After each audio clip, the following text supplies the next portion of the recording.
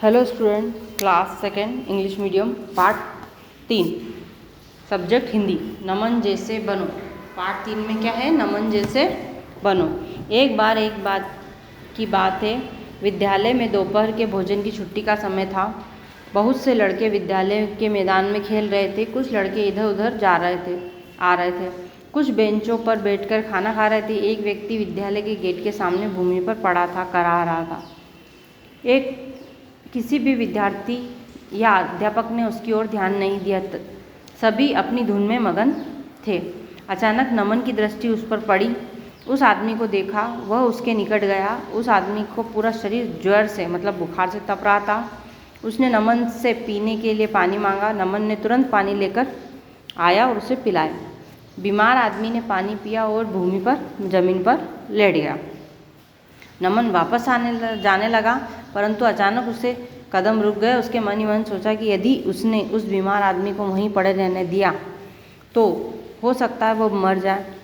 यह सोचकर पुनः मुड़ा और एक रिक्शे वाले इसकी मदद से उस बीमार आदमी को अपने पारिवारिक डॉक्टर आनंद के पास ले गया।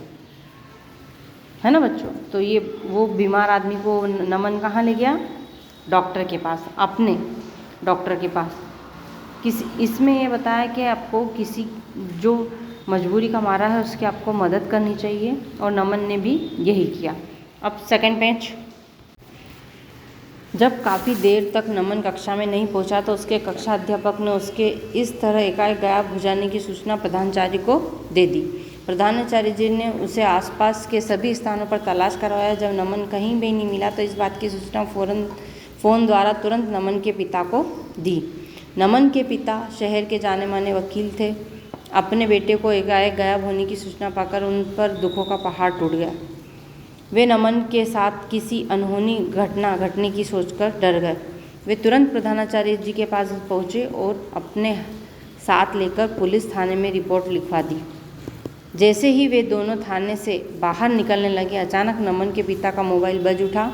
उन्होंने फ़ोन उठाया तो दूसरी ओर से डॉक्टर आनंद का स्वर सुनाई दिया। किसका स्वर सुनाई दिया? डॉक्टर आनंद का, क्योंकि वो उनके फैमिली डॉक्टर थे।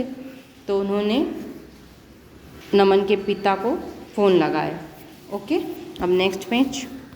तो डॉक्टर ने नमन के पिता से नमन की प्रशंसा करते हुए कहा, वकील साहब, आप इस वक्त जहाँ भी हो तुरंत मेरे पास आ जाइए।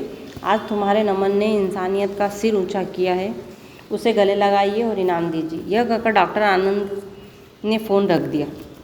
वे तुरंत प्रधानाचार्य जी के साथ डॉक्टर आनंद के अस्पताल पहुंच गए।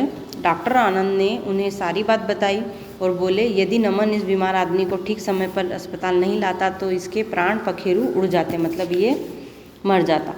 वकील साहब अपने बेटे की इस सेवा भाव के आगे नतमस्तक हो गए। उन्होंने उसे अपने हृदय से लगाकर आशीर्वाद दिया।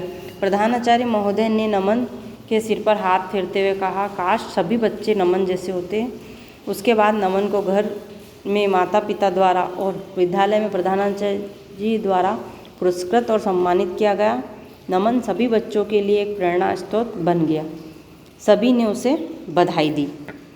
तो ऐसे पाठ पूरा हुआ। इसके नीचे आपको शब्दार्थ दिए हुए हैं, वो शब्दार्थों को आपको लिखना है। जैसे छुट्टी का अवकाश, मगन का डूबे हुए, दृष्टि मतलब नज़र, एकाएक मतलब अचानक, ज्वर मतलब बुखार, गायब मतलब खो जाना या गुम जाना, अनहोनी मतलब बुरी घटना, प्रशंसा मतलब सराहना या तारीफ करना, पुरस्कार मतलब इनाम देना, प्रेरणा स्रोत मतलब मिसाल, पुनः मतलब फिर से दोबारा, प्राण पखेर उड़ जाना मतलब मर जाना। ये आपके कहावत भी है, मुहावरे भी है। नतमस्तक होना मतलब किसी के सम्मान में झुक जाना।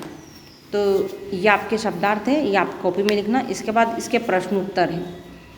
प्रश्न उत्तर 4 प्रश्न उत्तर है। 5वां प्रश्न उत्तर इसका खाली स्थान है। 4 प्रश्न उत्तर है। बीमार आदमी ने पानी पीने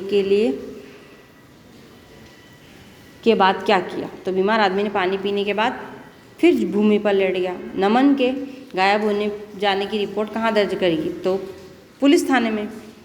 नमन के पिता क्या थे बच्चों? वकील। नमन को किसने पुरस्कृत किया? प्रधानाचार्य मतलब प्रिंसिपल ने, स्कूल के प्रिंसिपल ने। तो ये आपके 4 प्रश्न उत्तर लिखिए। 5वां प्रश्न रिक्त स्थान शो कर रहा है, तो 5वां प्रश्न ये है, रिक्त स्थानों के में नमन के बारे में सही जानकारी भरकर वाक्य पूरे कीजिए। ओके। प्रश्न नंबर 5, रिक्त स्थान। नमन एक खालिस्तान बालक था, मतलब दयालु या निर्दय, तो दयालु। नमन ने उस बीमार आदमी का दर्द देखा नहीं गया, दर्द के खून, दर्द। नमन ने बीमार आदमी की सेवा खालिस्तान के नाते की, इंसानियत के हैवानियत, तो क्या आएगा यहाँ पे, इंसानियत। समान अर्थ वाले शब्द लिखिए, जैसे छुट्टी का क्या मीन्स है, अवकाश। ज्वर मतलब बुखार, तारीफ मतलब प्रशंसा, और एकाएक मतलब अचानक। शब्दों को बहुवचन रूप लिखिए। बात का बातें, सूचना का सूचनाएं, बेटा का बेटे, घटना का घटनाएं, और ताला का ताले, सेना का सेनाएं। ओके। इसके बाद है नेक्स्ट पेज, ये कंप्लीट हो गया, ये कॉपी में उतारना। इसके बाद नेक्स्ट पेज में आपको देखो ऊपर र, रू तथा रू, र और र में छोटे की मात्रा और र में बड़े की मात्रा का अंतर समझिए और तथा दो दो शब्द लिखिए। जैसे र से क्या है, रक्षक, रजत, नमन। रू, रुचि, रुधिर, रुपया। रू, रूप, रूखा, रूपक। ओके। दो दो पर्यायवाची शब्द लिखना है, जैसे भूमि, भूमि का क्या है, धरती और धरा। आदमी, नर, पुरुष, आकाश, अध्यापक, शिक्षक, गुरु। नीचे रचनात्मक कार्य दिए हैं, तो ये आपको करना है। ओके। नमस्ते बच्चों। पार्ट 3 पूरा हुआ और पार्ट 4 नेक्स्ट वीडियो में। Thank you.